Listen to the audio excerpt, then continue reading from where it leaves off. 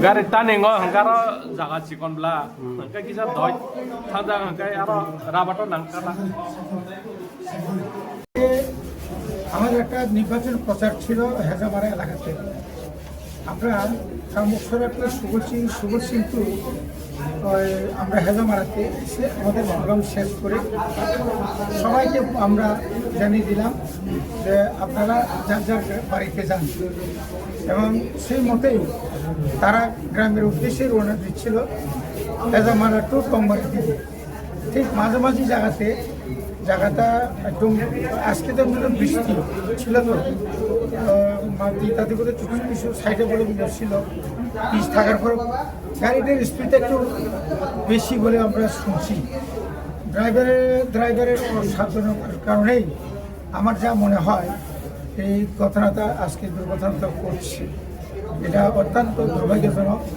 আমরা কোনোদিন আশা করতে পারিনি শান্তিপূর্ণভাবে, এবং আমাদের আজকের যে প্রোগ্রামটা খুব সুন্দরভাবে আমরা প্রোগ্রাম পারফরমেন্স করেছি, ওরা হচ্ছিল, এবং আমরা তাদেরকে সামান্য কিছু খাওয়াই তাদেরকে বাড়িতে পাঠাই। পরবর্তী সময় খবর পেয়ে আমরাও এরপর আমরা আমাদের সভাতে আমরা চলে যাই। অন্য সভাতে শোনার সঙ্গে সঙ্গে আমরা আমাদের গাড়ি পাঠিয়ে দিই থানা, আর ফায়ার সার্ভিস এবং বিভিন্ন অ্যাঙ্গেলে আমরা অ্যাম্বুলেন্স খবর দিই।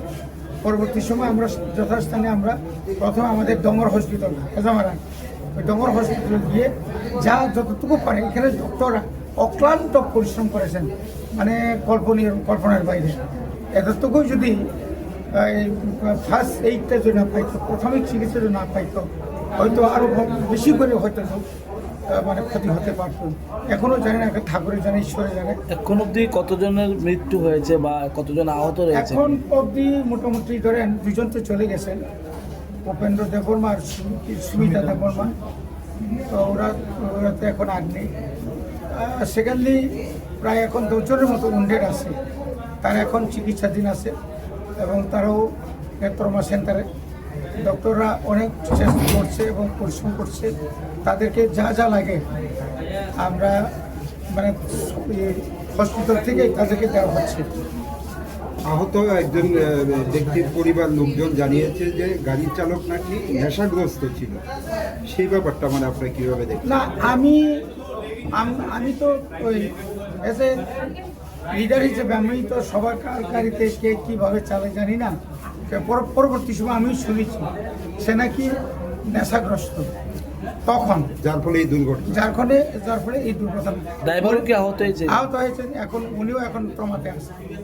এটা খুবই দুর্ভাগ্যজনক। এভাবে মানে নেশাগ্রস্ত হয়ে গাড়ি চালানোটা মানে মোটেই এটা মানে আমার পক্ষে, মানে সবার পক্ষে আর কি এটা খুবই।